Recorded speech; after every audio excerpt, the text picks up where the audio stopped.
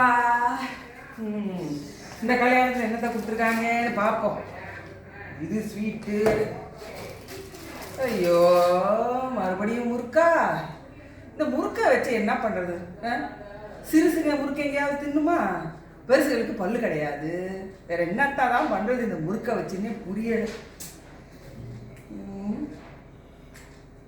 கூறப்பட்ட வேண்டிதான். நிறுத்து. சாப்பிட்ற பொருள் யாராவது வேஸ்ட் பண்ணுவாங்களா? அது எனக்கு சுத்தமாக பிடிக்காது. அப்போ நீங்களே சாப்பிடுங்க. நான் எனக்கு சாப்பிடணும். நான் உனக்கு ஒரு அருமையான டிஷ் பண்ணி தரேன். இதையே தின்ன முடியாமல் இருக்கு, இன்னொரு டிஷ் வேறையா? முறுக்கு உப்புமா பண்ணி தந்தா சாப்பிடுவியா? முறுக்கு உப்புமாவா? இந்த முறுக்கை வச்சு? ஆமாம், வா பண்ணி காட்டுறேன்.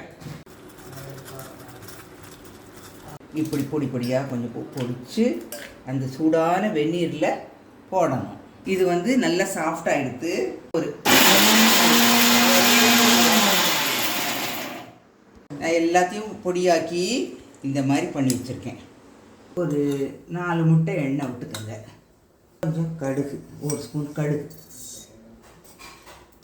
உளுத்தம் பருப்பு ஒரு 2 ஸ்பூன் போட்டுக்கோங்க. சிவப்பு மிளகா, பச்சை மிளகா,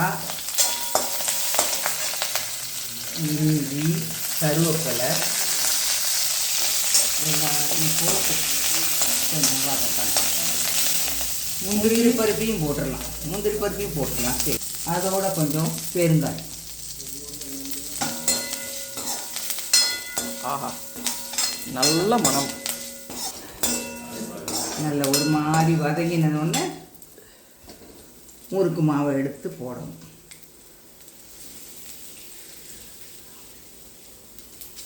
கொஞ்சம் லைட்டாக ஒரு மஞ்சப்பொடி, ஒரு கலருக்காக மஞ்சப்பொடி போட்டுக்கோங்க. அதை அப்படியே கிண்டி. நம்ம ஒரு முக்கியமான இன்க்ரீடியண்ட் போட மறந்துட்டோம். என்ன? உப்பு. உப்பு நான் போடலை. என்ன, முறுக்குலேயே உப்பு இருக்கே, ரொம்ப ஜாஸ்தி ஆகிடக்கூடாது இல்லையா? ஓகே.